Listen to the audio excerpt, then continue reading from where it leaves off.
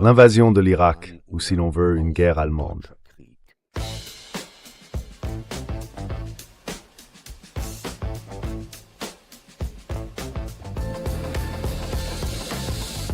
Gegen den Strom. Zur Sache. Erstens. Gruß von der Heimatfront. Premièrement, salutation du front intérieur. L'attaque des États-Unis et d'Israël contre l'Iran, le 28 février 2026, est une guerre d'agression contraire au droit international. Il n'y a aucun doute là-dessus. Même si la presse de propagande essaye de présenter cette attaque comme une frappe préventive, et que la majorité de la population préfère croire aux contes médiatiques, totalement déconnectés de l'histoire, selon lequel il n'y avait pas d'alternative. L'une des premières cibles de la guerre a été une école primaire pour filles. Résultat, 165 enfants tués.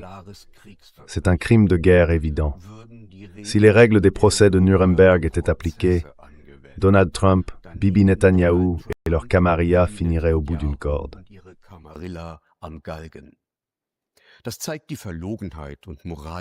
Cela montre bien l'hypocrisie et la décadence morale de ce qu'on appelle l'Occident des valeurs. Si l'on cherche des exemples de cette bigoterie des champions allemands de la morale, il suffit de regarder du côté de Kiel. La présidence de l'université Christian Albrechts, à l'occasion du 4e anniversaire de l'invasion russe en Ukraine, a publié une circulaire qui dit, je cite, « Les étudiantes et étudiants de l'université Christian Albrechts sont concernés. Les programmes d'études communs sont également touchés. Les étudiantes et étudiants de l'université Christian Albrechts ne peuvent toujours pas se rendre en Russie. Les voyages de service vers la Russie restent interdits compte tenu de la situation actuelle. »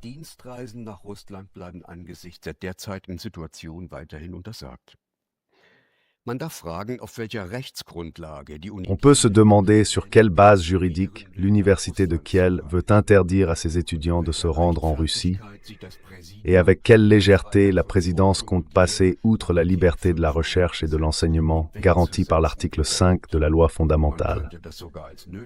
On pourrait même y voir une forme de contrainte. Je suis curieux de voir si, après l'attaque contraire au droit international menée par les États-Unis et Israël contre l'Iran, la présidence interdira aussi aux étudiants de voyager aux États-Unis ou en Israël et suspendra toute coopération avec ces pays. Mais on risque d'attendre longtemps. Cela montre bien l'hypocrisie des donneurs de leçons morales dans les appareils idéologiques de la guerre de propagande, dont fait aussi partie l'université de Kiel.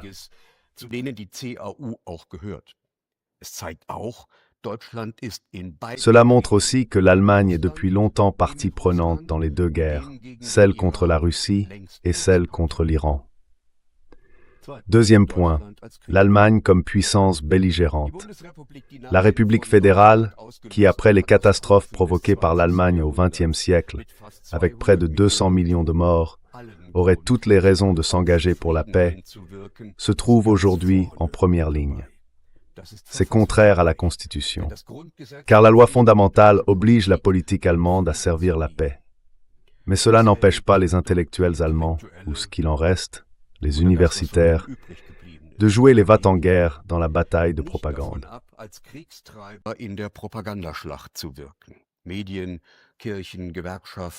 Les médias, les églises, les syndicats et les universités se comportent comme de dignes héritiers de l'Inquisition. L'université de Kiel l'a d'ailleurs bien montré en me licenciant de mon poste d'enseignant. Une décision que le tribunal administratif de Schleswig a ensuite jugée clairement illégale. Le philosophe italien Antonio Gramsci l'avait parfaitement expliqué. En période de crise, les intellectuels européens ne représentent plus la conscience culturelle ni l'autocritique de la classe dominante. Ils sont redevenus les agents directs de cette classe. Le chancelier fédéral Friedrich Merz a, le 1er mars 2026, déclaré son plein soutien politique à une guerre d'agression contraire au droit international. Dans une inversion grotesque entre bourreaux et victimes, il a même appelé Téhéran à mettre fin à l'escalade.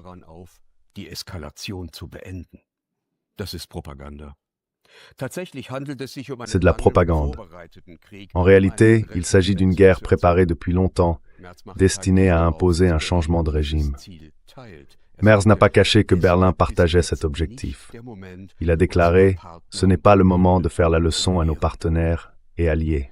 Par là, l'impérialisme allemand admet ouvertement qu'il passe outre les normes du droit international quand il s'agit d'intérêts fondamentaux qui doivent, si nécessaire, être imposés par la force militaire, comme il l'a dit.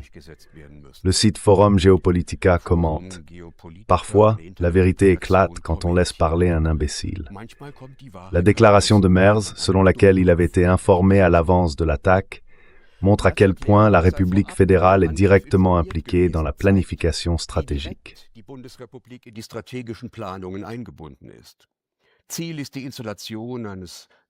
L'objectif, c'est d'installer à Téhéran un régime pro-occidental, une sorte de marionnette qui ouvrirait les réserves de pétrole et de gaz aux grandes entreprises occidentales. C'est du pur impérialisme d'opportunistes. Les États-Unis montrent la voie et la République fédérale espère obtenir sa part du butin. Entre-temps, la guerre arrive en Europe. L'Iran a attaqué une base britannique à Chypre avec un drone. La Royal Navy envoie un destroyer. L'Allemagne fait évacuer ses ressortissants de la zone de guerre. Au moins 7 soldats américains ont été tués jusqu'au 9 mars. L'analyste militaire Larry Johnson parle aussi de racisme. Et Daniel Davis, un autre analyste militaire, qui a acquis son expérience pendant les guerres d'Irak et d'Afghanistan et qui a été décoré pour cela, estime que le nombre de victimes américaines est en réalité bien plus élevé.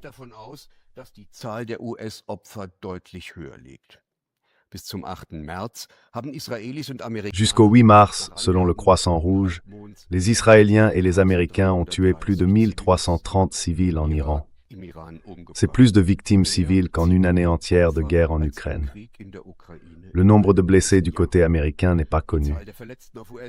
Mais justement pour ce genre de situation, l'armée américaine a construit, avec le centre médical de Weilerbach près de Ramstein, le plus grand hôpital militaire en dehors des États-Unis. Pour le United States Central Command, responsable du Moyen-Orient et donc aussi de l'Iran, l'Allemagne sert de base logistique centrale.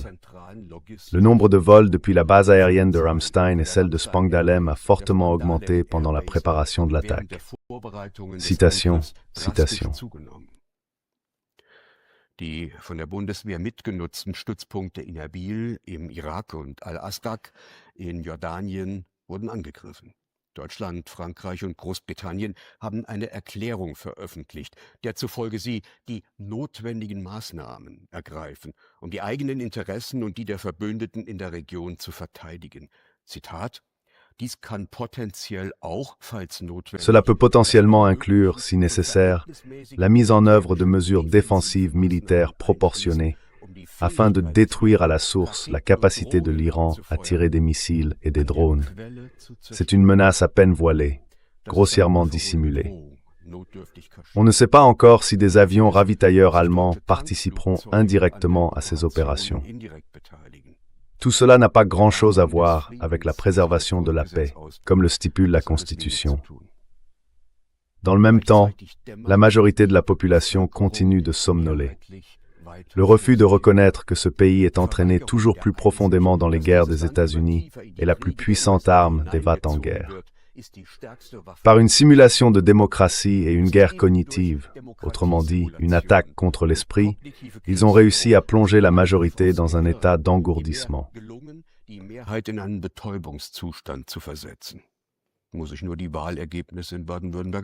Il suffit de regarder les résultats des élections dans le Bade-Württemberg. La mobilisation de la peur et du ressentiment a conduit à une destruction de la raison et de la réflexion. L'esprit combatif démocratique a été brisé. L'état d'esprit général pourrait se décrire comme une capitulation sans combat.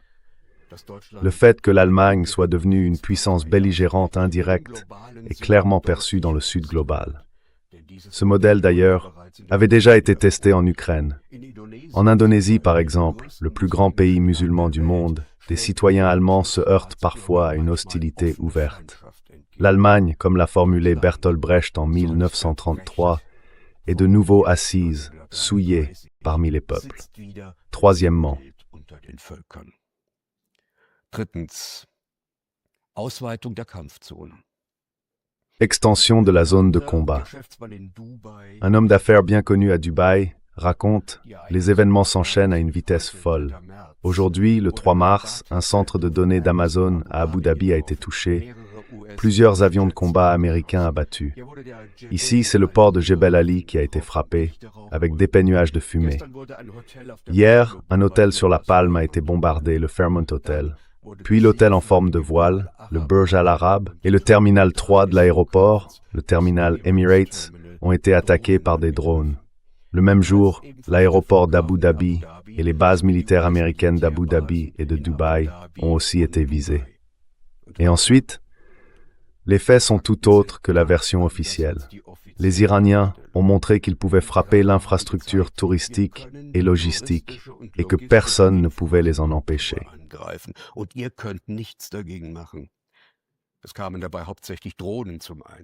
Ils ont surtout utilisé des drones. Depuis mon appartement, j'ai une vue sur tout Dubaï.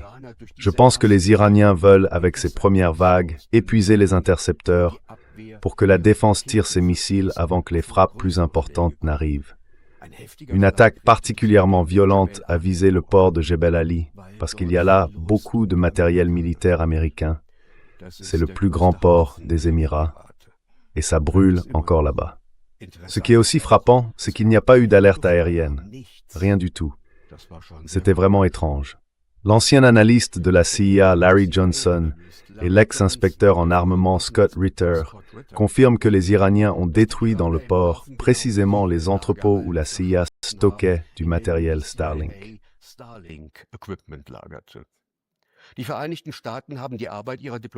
Les États-Unis ont suspendu les activités de leur représentation diplomatique en Arabie Saoudite, au Koweït et au Liban. Celles de Doha, Dubaï et Manama fonctionnent désormais de manière très limitée. L'Iran a entre-temps attaqué 25 bases américaines, selon la Naval Support Activity de Bahreïn, le site de la 5e flotte américaine. Cette base n'est plus opérationnelle. Le groupe aéronaval stationné au sud de l'Iran a dû être déplacé à environ 1000 km en pleine mer. Ensuite, il y a la base aérienne d'Al-Udeid à Doha au Qatar, la base d'Al-Salem au Koweït, le camp Arif Jan, toujours au Koweït, le camp Buehring, également au Koweït, la base aérienne d'Al-Dafra à Abu Dhabi et la base Prince Sultan en Arabie Saoudite. À cela s'ajoutent désormais 5 stations radars.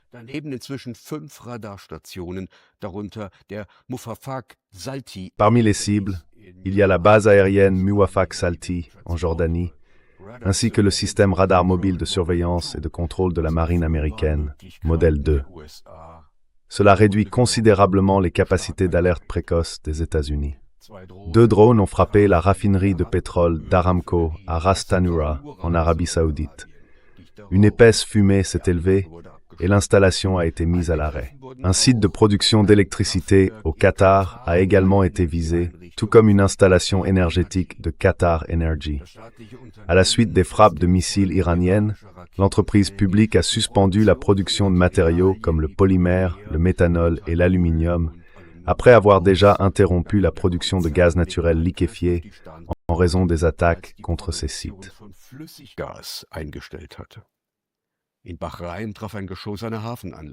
À Bahreïn, un projectile a touché une installation portuaire. Au large d'Oman, un pétrolier a été attaqué. En Israël, c'est notamment le port de Haïfa qui a été frappé. La fermeture du détroit d'Ormuz met à la fois les pays du Golfe et l'Occident sous pression. Devant le détroit, plusieurs milliers de navires sont désormais bloqués. Selon Goldman Sachs et JP Morgan, si la situation ne change pas, le prix du pétrole pourrait atteindre $150 le baril d'ici 3 semaines. Aujourd'hui, il est autour de 100. Le prix du gaz, lui, a déjà doublé. Les primes d'assurance maritime grimpent de façon spectaculaire. BlackRock a suspendu le versement de certains fonds et les investisseurs ne peuvent plus récupérer leur argent.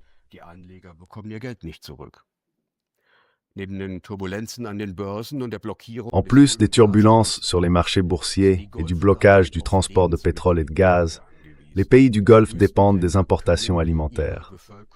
Ces pays désertiques n'ont pas d'autre moyen de nourrir leur population. Une longue période de blocus provoquerait de graves problèmes. Les Émirats sont au bord de l'effondrement. 17% de leur produit national brut proviennent de l'aviation, 24% de l'immobilier. Ces deux secteurs sont aujourd'hui à l'arrêt. Les États du Golfe tirent 90% de leur eau des usines de dessalement, qui sont maintenant toutes gravement endommagées. Les réserves disponibles ne suffisent pas pour 10 jours. C'est pourquoi les pays du Golfe se sentent trahis par les États-Unis. Les bases américaines attirent les tirs et détruisent ainsi leurs modèles économiques.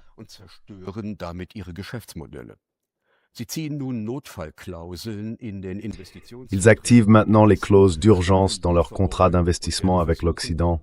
Ils arrêtent les livraisons et vont tenter d'empêcher la présence américaine dans le Golfe.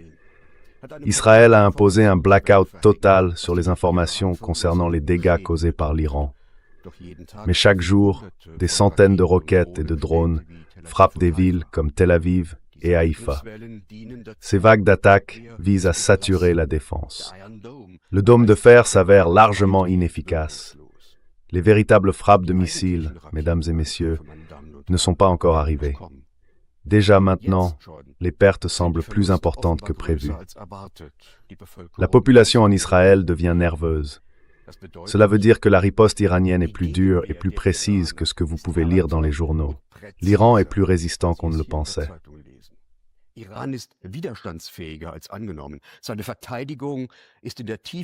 Sa défense est organisée en profondeur et il semble qu'elle dispose, à l'est du pays, d'importantes réserves. L'objectif des Iraniens, c'est de frapper l'Occident là où il est le plus vulnérable. Le tourisme, les banques et la finance, les raffineries et les installations pétrolières, la logistique et les transports. Comparé à la guerre de 12 jours de juin 2025, on observe une précision nettement supérieure des frappes. L'Iran a désormais remplacé le système GPS par le système chinois Beidou. Cela rend ses armes guidées par air largement insensibles au brouillage. La Chine fournit aussi des données issues de la reconnaissance satellitaire. L'entreprise chinoise Misa Vision livre des images satellites assistées par intelligence artificielle. En parallèle, Téhéran a mis en orbite ses propres satellites en 2025. Cela lui permet de mener des contre-attaques selon le principe du mosaïque.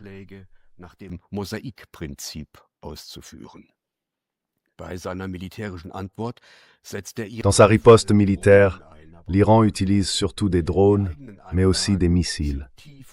Ces installations sont enfouies profondément sous terre, ce qui laisse planer le doute sur le fait qu'un grand nombre de rampes de lancement et de radars aient réellement été détruits par les frappes aériennes israéliennes et celles de l'armée de l'air américaine. La défense antiaérienne iranienne est aujourd'hui largement décentralisée. Les armes hypersoniques venues de Chine n'ont d'ailleurs pas encore été utilisées par l'Iran. Le pays est divisé en 31 districts de défense. Si la direction est neutralisée lors d'une frappe dite de décapitation, les échelons inférieurs continuent à fonctionner. La colonne vertébrale du système, c'est le Basij, une organisation paramilitaire de masse, placée sous l'autorité des gardiens de la Révolution, et présente dans tout le pays, dans les écoles, les entreprises et les mosquées.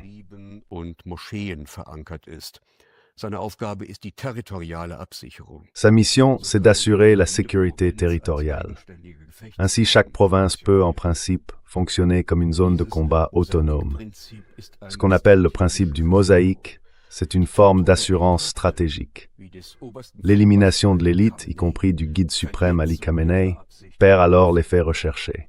Ce qui est vraiment étonnant, c'est que les États-Unis et Israël aient cru pouvoir briser la capacité d'action de l'Iran en s'attaquant à son centre de commandement. Jusqu'à présent, cela n'a donné aucun résultat visible. En revanche, le bombardement sans distinction de pays arabes, Oman, le Qatar, le Koweït, Bahreïn, l'Arabie saoudite, les Émirats, la Jordanie, est une stratégie dangereuse.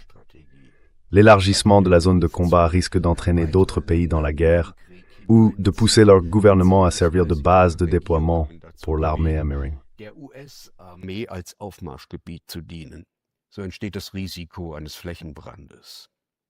C'est ainsi que naît le risque d'un embrasement général.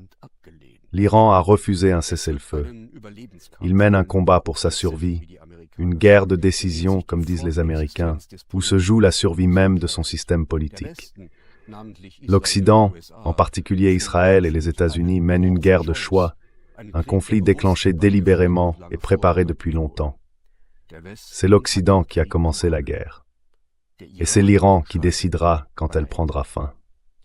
La stratégie de Téhéran semble être, selon le ministre turc des Affaires étrangères Hakan Fidan, « Si je tombe, j'entraînerai toute la région dans ma chute ». Lors de la guerre de 12 jours, en 2025, le Pakistan a menacé d'utiliser l'arme nucléaire si Israël en faisait usage.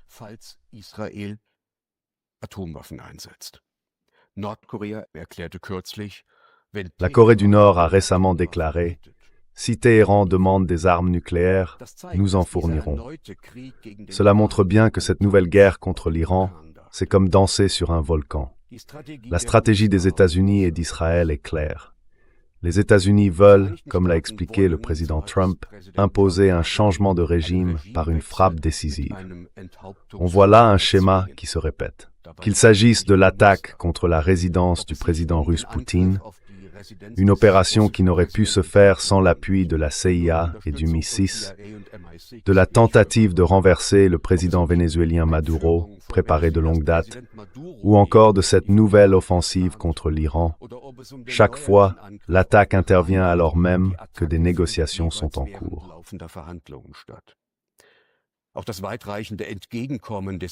Même les concessions considérables faites par l'Iran juste avant l'attaque n'ont servi à rien. Quand l'assaut a eu lieu, il est devenu évident qu'il n'avait jamais été question de véritables négociations. Cela veut dire qu'à Washington, la diplomatie s'est transformée en simple manœuvre de tromperie. On négocie seulement pour donner le change. De toute façon, il est clair que la violence est dirigée contre la plus haute direction d'un pays. L'objectif, c'est de remplacer de force les élites pour installer un régime fantoche. Cela détruit complètement toute fiabilité. La guerre n'est plus, comme le disait Clausewitz, la continuation de la politique par d'autres moyens.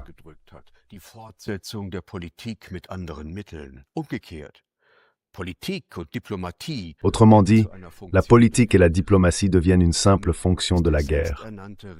Le soi-disant Occident fondé sur des règles s'est transformé en un camp de desperados. Alors, comment les pays attaqués vont-ils réagir à l'avenir? Ils se diront, soit le président américain était au courant de ces plans, et alors on ne peut pas lui faire confiance. Soit il n'en savait rien, et dans ce cas il ne maîtrise pas son propre appareil. Et là non plus, on ne peut pas lui faire confiance. Au final, c'est la même chose. Nous avons le dos au mur, et nous devons utiliser tous les moyens disponibles. Sur le plan diplomatique, on en est réduit au niveau des romans de gare. Son livre de prière, c'était son Colt.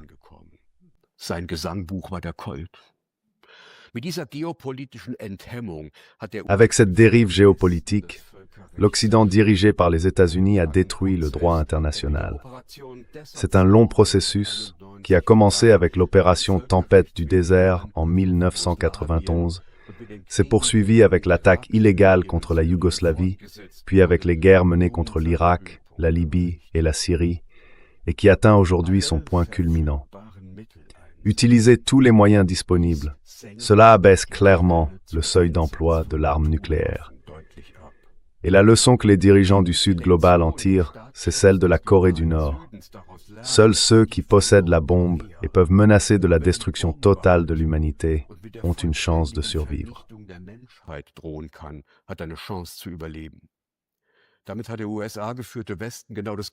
Ainsi, l'Occident dirigé par les États-Unis a obtenu exactement le contraire de ce qu'il prétendait vouloir atteindre.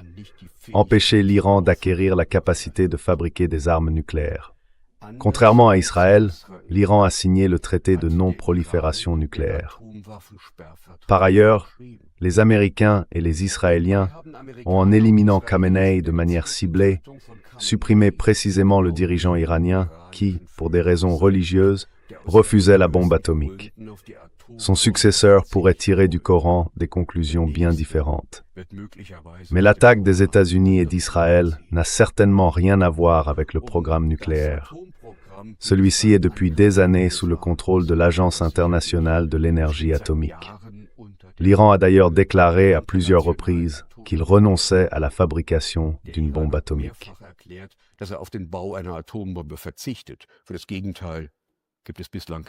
Pour le contraire, il n'existe jusqu'à présent aucune preuve.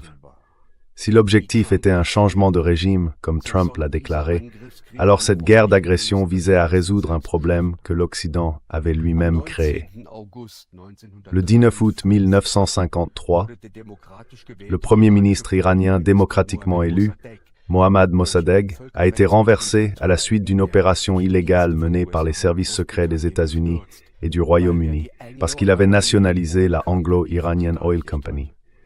C'était l'opération Ajax. Le régime du Shah qui a suivi était un régime fantoche des Américains, et son service de renseignement, la SAVAK, n'était en réalité qu'une émanation de la CIA. Ce régime de terreur explique l'enthousiasme avec lequel, après la révolution iranienne, l'ayatollah Khomeini, de retour d'exil à Paris, a été accueilli en 1979.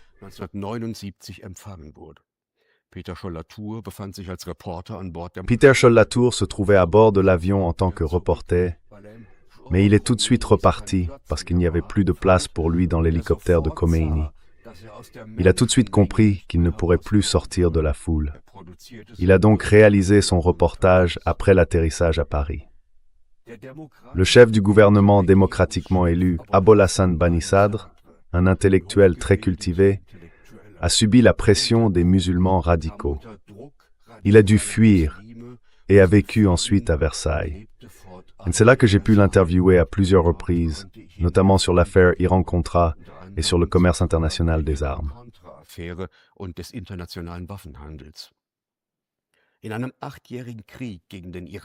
Pendant la guerre de 8 ans contre l'Irak, une guerre attisée par les États-Unis et Israël, avec l'aide de pays tiers comme la République fédérale d'Allemagne, la Suède ou la Belgique, notamment par des livraisons d'armes allemandes et même de composants pour le gaz toxique, plusieurs centaines de milliers d'Iraniens ont perdu la vie. Mais Téhéran n'a pas plié. Cela montre que Washington ne comprend pas la nature de cette guerre. Les analystes derrière leur bureau, là-bas, n'ont, selon le colonel Lawrence Wilkerson, l'ancien chef de cabinet au département d'État américain, aucune idée de la résilience des 90 millions d'Iraniens. Les États-Unis et Israël n'ont pas de plan B. Ils ne savent pas quoi faire si leur frappe de décapitation ne parvient pas à abattre l'élite iranienne.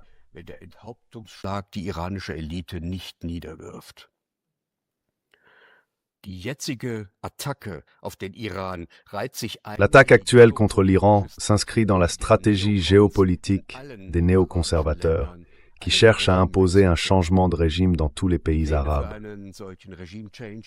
Les plans pour un tel changement en Iran existent depuis le 11 septembre 2001. Le Pentagone, la CIA et l'armée américaine y travaillent depuis des années. Il ne s'agissait plus que de trouver le bon moment, comme l'a clairement expliqué le général Wesley Clark en 2007. C'est donc une stratégie de long terme des États-Unis, indépendante de la présidence en place. Sur la liste figuraient l'Afghanistan, l'Irak, la Syrie, le Liban, la Libye, la Somalie, le Soudan et enfin l'Iran, dernier pays à ne pas encore avoir été plongé dans le chaos. Selon l'économiste américain Jeffrey Sachs, cette attaque s'inscrit dans une stratégie vieille d'au moins 30 ans. Il écrit que les États-Unis et Israël visent la domination en Asie occidentale. Et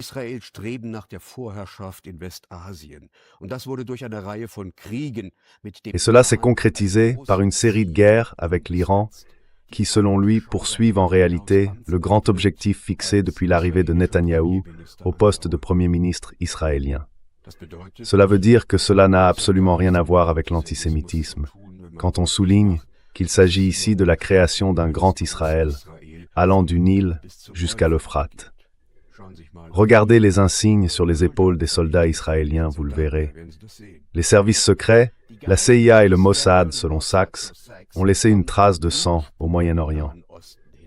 Elle s'étend de la Libye à la Syrie, en passant par l'Irak et jusqu'au Soudan, y compris le génocide dans la bande de Gaza et en Cisjordanie. L'affirmation selon laquelle l'Iran chercherait à construire une bombe atomique a été pour la CIA et le MI6 le prétexte idéal pour justifier la guerre de 12 jours l'an dernier.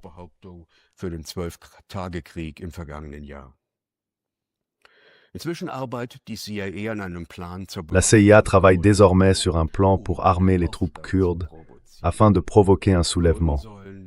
Les Kurdes devraient retenir les forces iraniennes à la frontière pour faciliter d'éventuelles protestations dans les grandes villes. C'est un signe de faiblesse. Après avoir échoué à renverser le gouvernement, on cherche maintenant à entraîner l'Iran dans une guerre civile. Mais l'implication des Kurdes risque de provoquer une réaction d'Ankara et d'allumer un incendie régional. Selon le Washington Post, une manœuvre de la 82e brigade aéroportée de l'armée américaine a été annulée. Cette unité est spécialisée dans les opérations terrestres complexes. Dans l'équipe Trump, on envisagerait même d'occuper l'île de Karg avec son terminal pétrolier.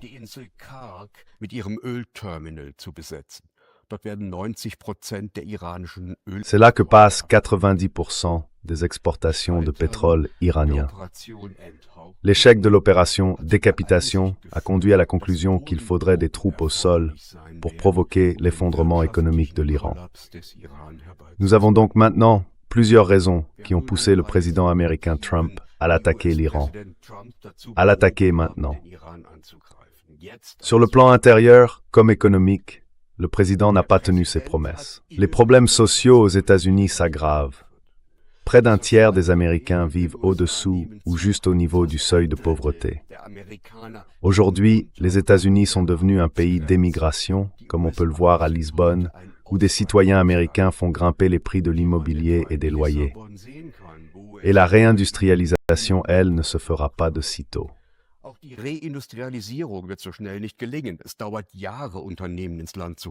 Il faut des années pour attirer des entreprises dans le pays parce qu'il manque de main-d'œuvre qualifiée. Avant les élections de mi-mandat en novembre, Trump cherche maintenant un succès en politique étrangère qui donnerait un élan à ses républicains. Et chaque guerre crée des emplois dans l'industrie de l'armement. En agissant ainsi, Trump soutient les ambitions de grande puissance du Premier ministre israélien Netanyahou. Il répond aussi aux attentes du lobby juif aux États-Unis, qui a contribué au financement de sa campagne électorale.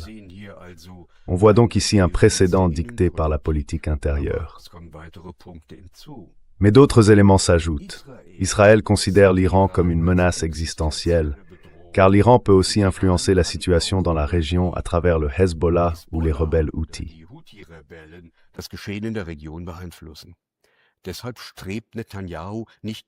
C'est pourquoi Netanyahou ne cherche pas seulement à provoquer un changement de régime, mais à démanteler complètement l'Iran, sur le modèle de la Syrie.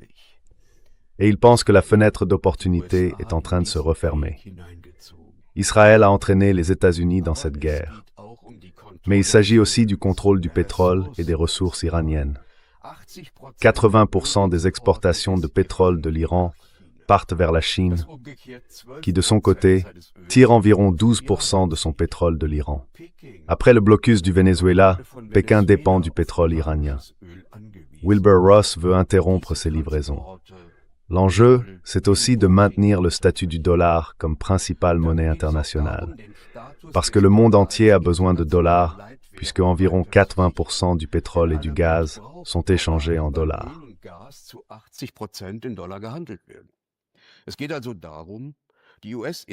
Il s'agit donc d'alimenter l'industrie américaine avec de nouvelles ressources à bas prix, afin d'améliorer les conditions de valorisation et la rentabilité du capital financier des États-Unis.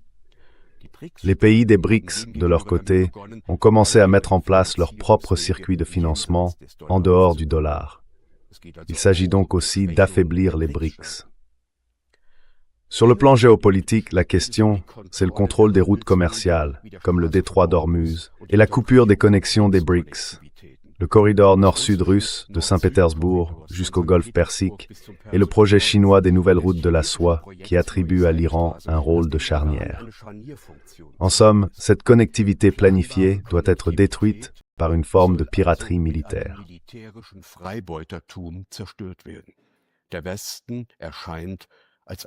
L'Occident apparaît comme un ensemble d'États voyous. Mais au fond, l'attaque d'Israël et des États-Unis ne vise pas seulement l'Iran.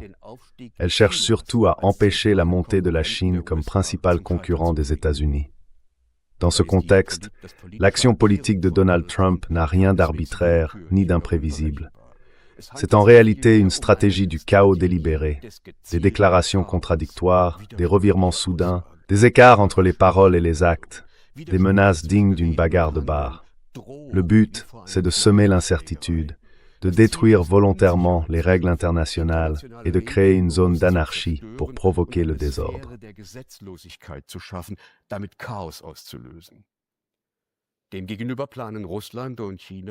En face, la Russie et la Chine planifient leurs investissements sur le long terme. Leur stratégie doit être contrecarrée par la création constante de chaos et d'imprévisibilité. Le fait que Trump plonge ainsi toute la région dans le chaos n'est pas un dommage collatéral, c'est clairement intentionnel. Comme l'a laissé entendre le chancelier fédéral Friedrich Merz lors de sa visite à Washington, l'Allemagne soutient cette stratégie contraire au droit international et serait même prête à envoyer des troupes d'appui. Sa critique envers l'Espagne, qui refuse de servir de plateforme pour l'attaque américaine contre l'Iran, montre que Merz est prêt à sacrifier la cohésion de l'Union européenne à sa soumission transatlantique.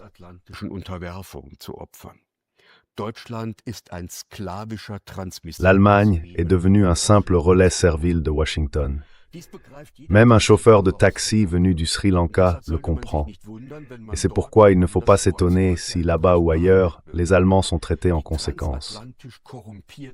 Les élites allemandes, corrompues par l'atlantisme, semblent au contraire se complaire dans leur rôle de gouverneurs supplétifs. Le gouvernement fédéral donne l'impression d'être une puissance d'occupation dans son propre pays, agissant contre les intérêts de sa population. Aujourd'hui, on a honte d'être allemand dans le monde. Cinquièmement, la riposte, par une frappe de décapitation, les assaillants ont réussi à tuer le chef de la révolution, le guide politique et religieux de l'Iran.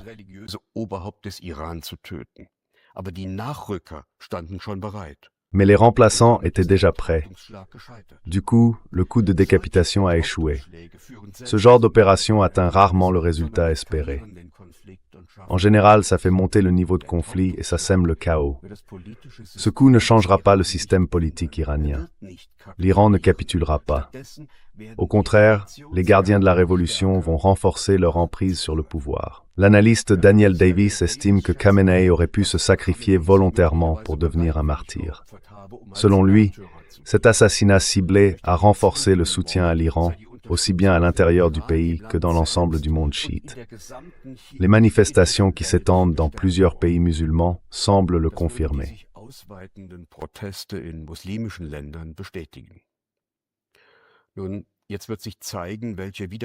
Eh bien, on va voir maintenant quelle capacité de résistance il reste à l'Iran, même après des années d'opérations secrètes menées par les États-Unis et le Royaume-Uni, et après des années de sanctions qui ont durement frappé son économie.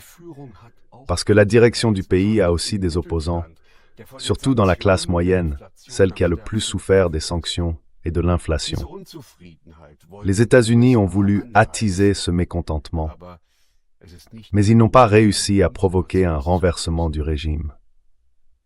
Comme l'a rappelé à plusieurs reprises le secrétaire américain au Trésor, Scott Bassett, les sanctions américaines contre l'Iran, combinées à une raréfaction manipulée du dollar dans le pays, ont provoqué une fuite des capitaux et empêché le paiement des importations.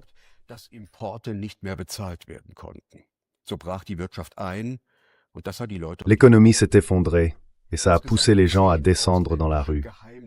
Au total, 10 services de renseignement étrangers ont contribué à ce que les manifestations, au départ pacifiques, dégénèrent en violence. La Russie est un partenaire important de l'Iran, mais les deux pays n'ont pas d'alliance militaire. Téhéran a aussi fourni à Moscou des drones pour la guerre en Ukraine.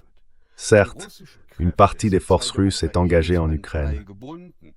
Mais Moscou a tout de même livré à l'Iran des armes hypersoniques et d'autres équipements, et il le soutient avec des données satellitaires.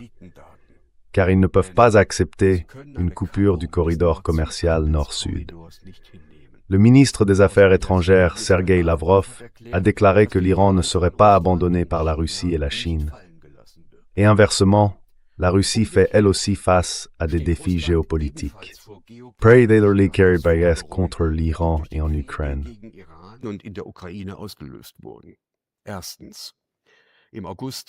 Premièrement, en août de l'année dernière, le corridor Trump pour la paix et la prospérité internationale a été mis en place le long de la province méridionale de Syunik, en Arménie. Il crée un corridor logistique de l'OTAN à travers le Caucase du Sud, reliant la Turquie à son allié, l'Azerbaïdjan, sur la mer Caspienne, et il représente une menace pour le flanc sud de la Russie.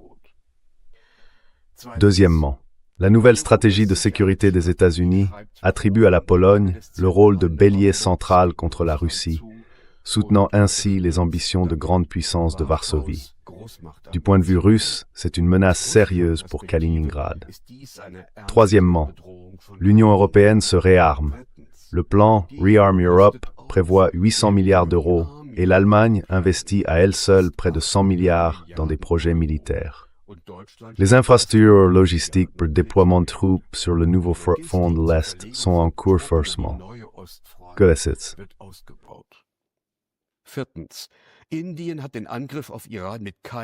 L'Inde n'a pas prononcé un seul mot pour condamner l'attaque contre l'Iran.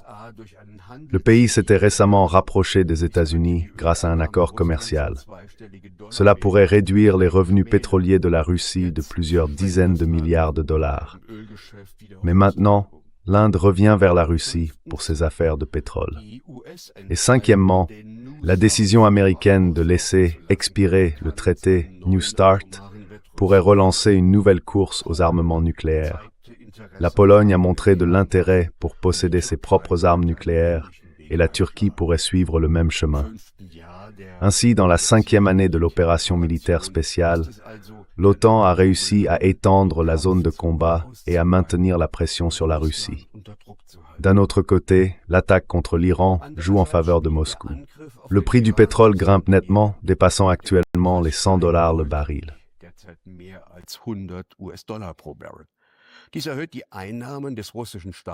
Cela augmente les revenus de l'État russe et facilite le financement de la guerre. En même temps, ça donne un coup de pouce à l'économie russe, parce que la demande de pétrole monte. De plus, cette nouvelle guerre oblige Washington à répartir ses forces militaires et sa production d'armement sur plusieurs fronts, ce qui réduit l'approvisionnement de l'Ukraine. Cela renforce au sein de la direction collective russe ceux qui plaident pour une avancée vers Odessa. Leur idée, c'est de couper l'Ukraine de la mer Noire et d'établir un pont vers la Transnistrie. Mais le point le plus important, c'est la fermeture du détroit d'Ormuz. Cela bloque 20% des livraisons mondiales de pétrole et de gaz. Les pays du Golfe réduisent donc leur production d'énergie parce que les stocks sont pleins.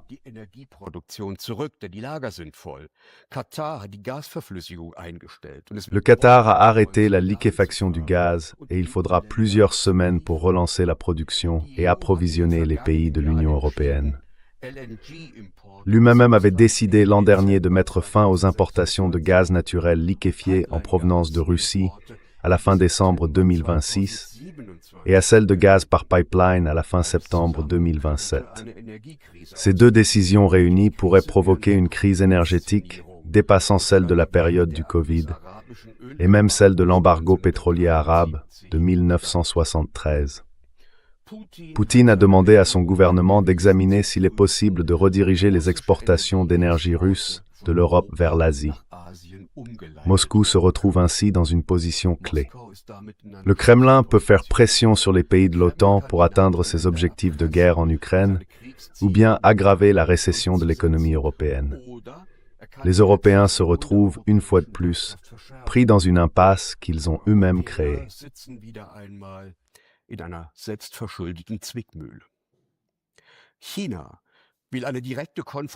La Chine veut éviter une confrontation directe avec les États-Unis. Mais les ports iraniens sont un carrefour essentiel de la nouvelle route de la soie. Pékin a besoin du pétrole iranien et ne peut pas vraiment se permettre de perdre un autre partenaire énergétique, après le Venezuela. C'est pourquoi la Chine soutient l'Iran sur le plan logistique, avec du matériel militaire et dans la guerre de l'information. Elle continue aussi de livrer des armes, par exemple 40 nouveaux avions de chasse. En agissant ainsi, la Chine applique exactement la même stratégie que Washington en Ukraine.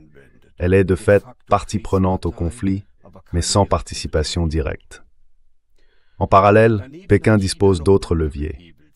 Elle pourrait, par exemple, réduire massivement ses avoirs en bons du Trésor américain d'ici la fin de l'année 2025 pour un montant de 683 milliards et demi de dollars et compliquer ainsi le refinancement du budget des États-Unis.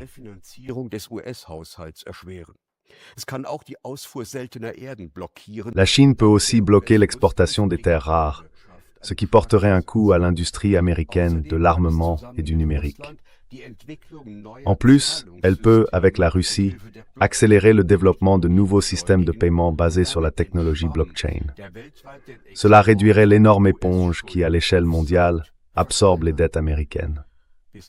Pour l'instant, environ 20% du commerce mondial se fait déjà en dehors du système du dollar. La question maintenant, c'est jusqu'où Pékin ira. Mais au sein de la direction chinoise, l'idée s'impose de plus en plus que les États-Unis vont perdre, dans cette guerre en Iran, leur suprématie mondiale une bonne fois pour toutes. Jeffrey Sachs souligne d'ailleurs que l'Iran disposerait de plus de missiles qu'Israël et que les États-Unis n'auraient pas de système de défense réellement efficace.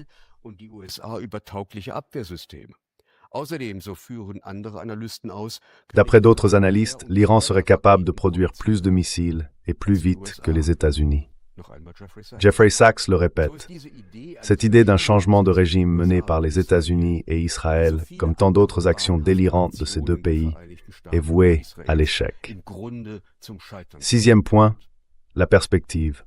L'Iran va maintenant chercher à entraîner Israël et les États-Unis dans une guerre d'usure longue et coûteuse. Il parie que les assaillants finiront rapidement à court de missiles. Selon tous les analystes, les États-Unis ne disposeraient que de quelques semaines de réserve de munitions. L'ancien analyste de la CIA, Larry Johnson, écrit que si l'Iran lançait 60 missiles balistiques par jour, les forces américaines épuiseraient leurs missiles intercepteurs Patriot en 10 jours.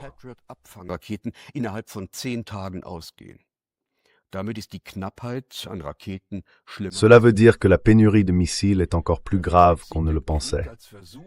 Jeffrey Sachs voit cette guerre comme une tentative des États-Unis de rester la puissance dominante dans la région du Moyen-Orient, avec Israël comme force militaire locale.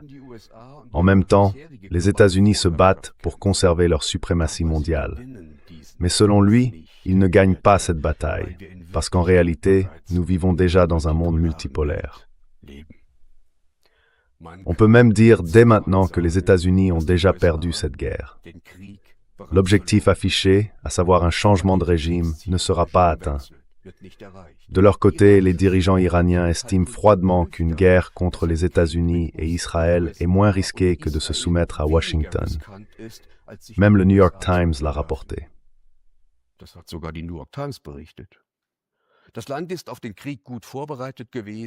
Le pays était bien préparé à la guerre et capable de tenir le conflit sur une longue période. Mais si l'Iran ne capitule pas, alors Washington et Tel Aviv vont se retrouver dans une vraie impasse. Cette guerre va faire perdre aux États-Unis leurs alliés du Golfe et avec eux, leur domination dans la région. Pour l'Iran, c'est une crise existentielle, mais il tiendra bon afin de pouvoir, au moment des négociations, imposer ses propres conditions. De leur côté, même les analystes américains estiment que les États-Unis ne sont pas en mesure de supporter une guerre d'usure prolongée. Et selon le centre de recherche CSIS, l'opération militaire a déjà coûté, en 100 heures à peine, 3,7 milliards de dollars, presque 1 milliard par jour.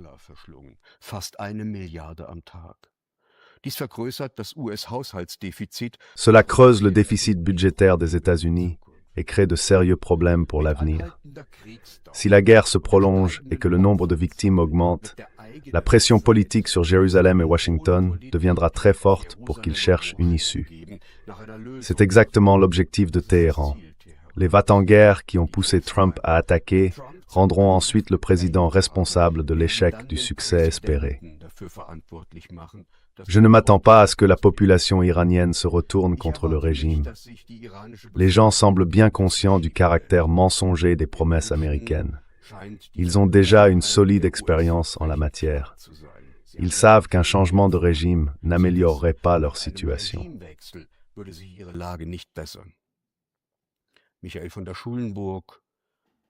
Michael von der Schulenburg, député sans étiquette qui représente le BSW au Parlement européen, écrit que, contrairement aux annonces du président Trump, ce conflit ne risque guère de se terminer rapidement. Bien au contraire, tout porte à croire que nous faisons face à une guerre longue, extrêmement sanglante et coûteuse. Une guerre que les États-Unis et Israël pourraient perdre, aussi bien sur le plan militaire que sur le plan politique et moral. Les conséquences seraient extrêmement dangereuses pour tout l'Occident.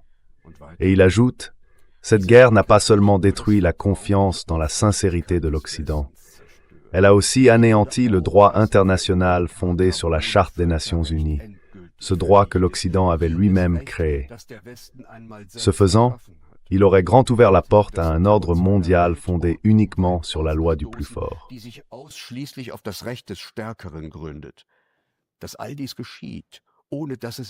Le fait que tout cela se produise sans qu'il y ait de cris d'indignation dans le monde occidental en dit long sur l'état intellectuel et moral de nos sociétés. Mais si Trump perd cette guerre, il y aura aussi des conséquences sur le plan intérieur. Dans ce cas, lui et les républicains seront sanctionnés lors des élections de mi-mandat. Il pourrait alors perdre la majorité au Congrès et devenir politiquement intenable.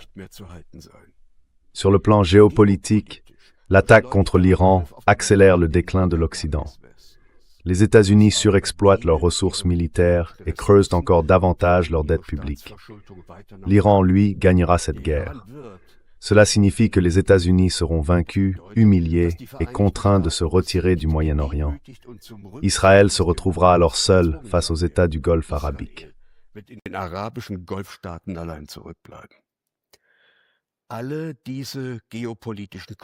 Tous ces conflits géopolitiques, ces foyers de tension, l'Iran, l'Ukraine, le Caucase, la mer Baltique, l'Arctique, le détroit de Taïwan, sont liés entre eux.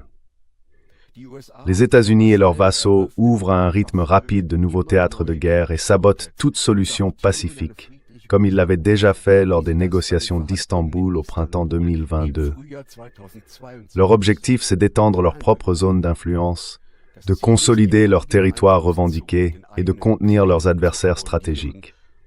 Cela passe par l'appropriation de ressources extraterritoriales comme le pétrole, le gaz ou les terres rares, et par le contrôle des routes commerciales, comme à Panama, où BlackRock a pris l'an dernier la majorité de la Panama Ports Company. En même temps, cette stratégie pousse la Russie, la Chine et les pays des BRICS à se rapprocher encore davantage sur le plan stratégique.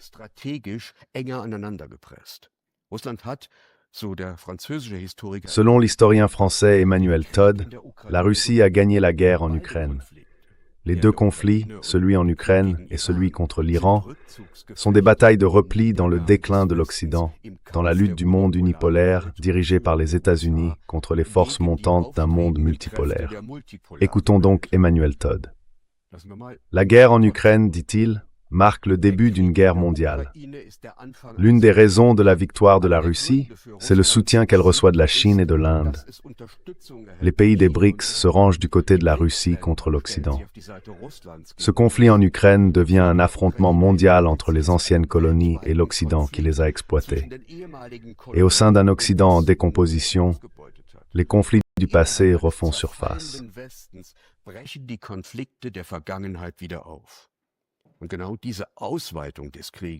Et c'est exactement cette extension de la guerre qui se déroule sous nos yeux. Quoi qu'il se passe en Iran, la défaite de l'Occident et de sa civilisation est inévitable. Trump ne peut pas arrêter cette implosion, il l'accélère même. Les Chinois et les Russes arment les mollahs, et les Américains ont dû reconnaître qu'un seul porte-avions ne suffisait pas même deux. Le régime de Téhéran ne peut pas céder, et Trump ne peut pas renoncer à une attaque, car il y perdrait vraiment la face. Donc dans ce conflit, aucune des deux parties ne peut reculer. Pas la Russie, parce que ce soit en Ukraine ou en Iran, Il s'agit pour elle d'écarter une menace existentielle venant des États-Unis, de l'OTAN et d'Israël.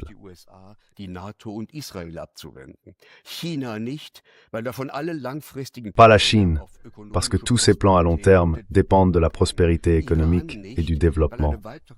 Pas l'Iran non plus, parce qu'une nouvelle phase en tant que colonie américaine signifierait la fin de l'élite actuelle.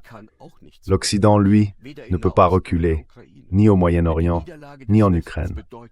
Parce que la défaite de l'Occident marquerait aussi la fin de l'ordre mondial néolibéral. Mais si le conflit se prolonge, si le détroit d'Ormuz reste fermé, si la situation devient incontrôlable, alors l'économie mondiale, déjà au bord du gouffre, s'effondrera. Nous assistons donc à une lutte d'une portée historique qui découle de l'incapacité de l'Occident à réagir autrement que par la force militaire au bouleversement tectonique de l'économie.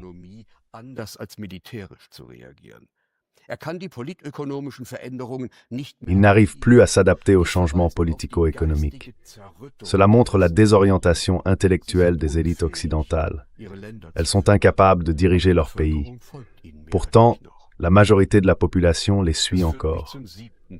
Et cela m'amène à mon 7e point, l'Allemagne sans boussole. L'Allemagne sera, comme l'ensemble de l'Europe et les États du Golfe, la grande perdante de cette guerre. La nouvelle coupure des livraisons de gaz et de pétrole va encore faire plonger l'économie. Sur le plan diplomatique, l'Allemagne montre sa faillite. Sa réputation est perdue dans le monde entier. Il faut aussi s'attendre à une nouvelle vague de réfugiés. Le chancelier Merz agit comme un agent d'influence des États-Unis.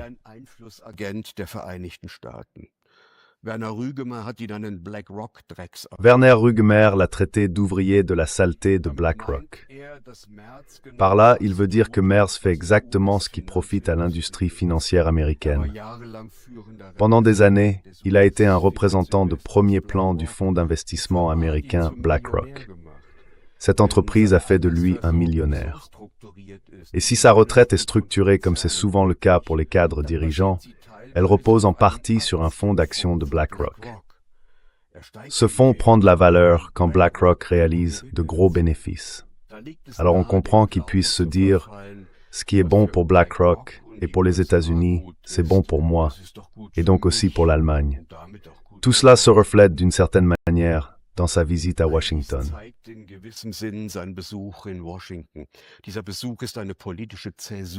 Cette visite marque une rupture politique dans l'histoire de l'Allemagne d'après-guerre. Merz s'est rangé sans condition derrière la guerre d'agression illégale menée par les États-Unis et Israël contre l'Iran. Gerhard Schröder, lui, avait refusé de participer à la campagne mensongère contre l'Irak en 2003. Merz, lui, jette littéralement le droit international à la poubelle. Même une participation militaire à l'attaque contre l'Iran reste ouverte, contrairement à ce qu'a fait l'Espagne. Son argument, selon lequel il faudrait violer le droit international parce que d'autres ne le respectent pas non plus, marque la fin du principe de paix inscrit dans la loi fondamentale et constitue une violation claire de la Constitution.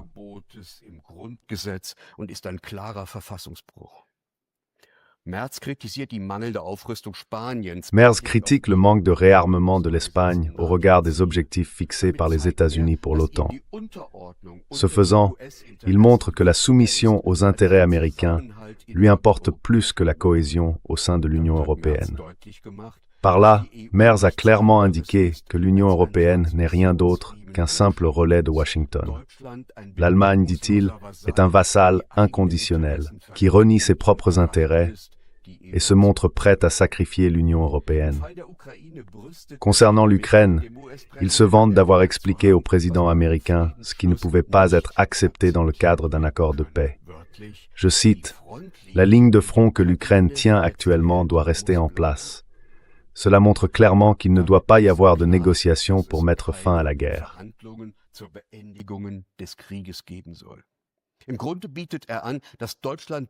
En réalité, il propose que l'Allemagne poursuive, à ses propres frais, cette guerre par procuration de l'OTAN contre la Russie, pendant que les États-Unis s'engagent au Moyen-Orient et attaquent l'Iran. C'est là qu'on voit la division du travail au sein de l'Occident. Merz devient ainsi un chancelier de guerre, prêt à suivre les États-Unis de manière servile. Au final, l'Europe n'est plus une union d'États égaux. Elle est dominée par l'Allemagne. Friedrich Merz pousse les États-Unis à s'impliquer de nouveau plus fortement dans la guerre contre la Russie. Il attise la russophobie des Allemands. Il crée une synthèse perverse entre la russophobie et la crise économique provoquée par la guerre.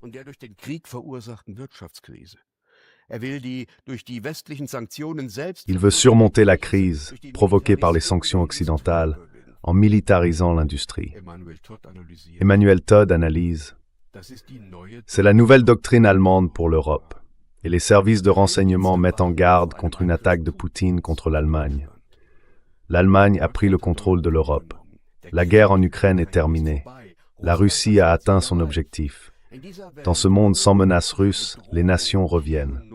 Et l'Allemagne redevient une puissance dominante et sûre d'elle, avec la plus forte armée du continent. L'effondrement de l'Occident s'accompagne d'un retour à la brutalité et à la hiérarchisation.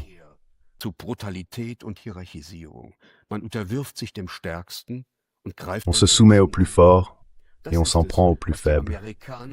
C'est exactement ce que les Américains font aux Européens, et les Allemands l'ont accepté en élisant Friedrich Merz.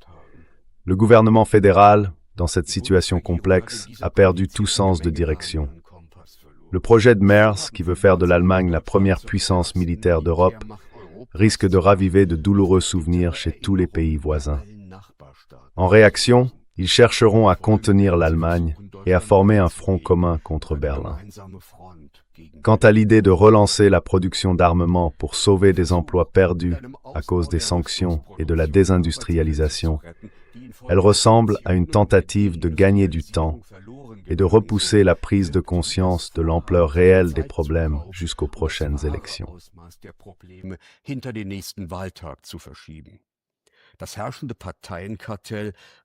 Le cartel des partis au pouvoir a conduit l'économie allemande droit dans une impasse. Au lieu de corriger ses propres erreurs, notre élite politique pousse les gens toujours plus profondément dans la guerre en Ukraine et dans les autres guerres de notre grand frère. Cette trajectoire finira mal, soit dans une agonie économique, soit dans une guerre élargie en Europe. Ce que nous voyons ici, c'est le déplacement classique de l'agressivité. On détourne les problèmes intérieurs vers un ennemi supposé à l'extérieur. La russophobie grandissante et le racisme qui se répand témoignent du recul de la civilisation en Allemagne, d'un retour annoncé vers la barbarie.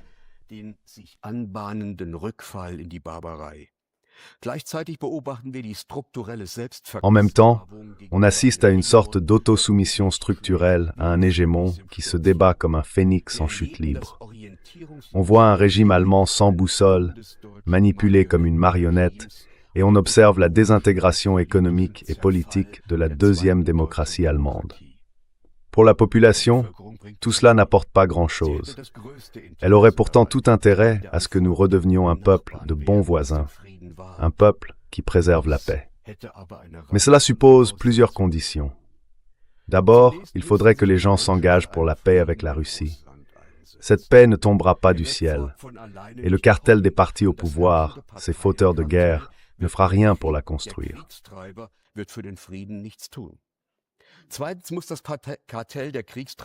Deuxièmement, il faut voter pour écarter complètement le cartel des va-t-en-guerre. Avec ces gens-là, il n'y aura pas de retour à la paix. Ils ont lié leur carrière à des organisations transatlantiques comme le German Marshall Fund, les Young Global Leaders ou l'Atlantic Brück, et pour la plupart, ce sont des agents d'influence des États-Unis qui agissent contre les intérêts du peuple allemand. Troisièmement, il faudrait résilier les accords de stationnement avec les États-Unis. L'Allemagne sert en effet de plaque tournante pour la guerre d'agression contre l'Iran. Sur ce point, on devrait prendre exemple sur l'Espagne, au lieu de poignarder Madrid dans le dos. L'OTAN est aujourd'hui devenue l'alliance militaire la plus dangereuse du monde.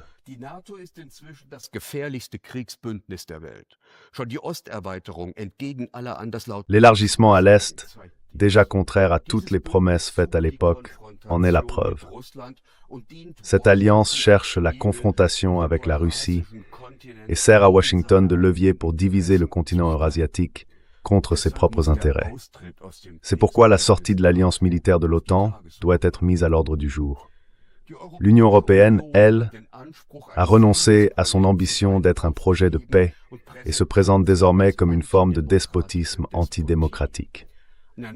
Un rapport du Congrès américain indique que Bruxelles aurait manipulé 8 élections, restreint l'espace du débat public par des mesures de censure et obligé les géants du numérique à modérer, c'est-à-dire à supprimer, les informations critiques envers l'Union européenne.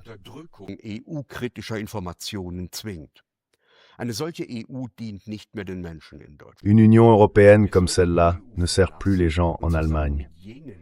Nous devrions quitter l'Union et avec les nations qui restent attachées à une résolution pacifique des conflits, comme la Slovaquie et la Hongrie, suivre notre propre voie. Mais cela dépend d'une chose, que la population retrouve sa capacité d'agir, son autonomie, et qu'elle reprenne son destin en main, au lieu de laisser la politique aux fauteurs de guerre. Parce que ce sont eux, justement, qui ne finissent jamais dans les tranchées, à y mourir. C'est pourquoi, je le dis clairement, que ce soit pour la guerre en Ukraine ou celle en Iran, les fauteurs de guerre, qu'ils aillent au front. Merci. Kriegstreiber an die Front. Dankeschön.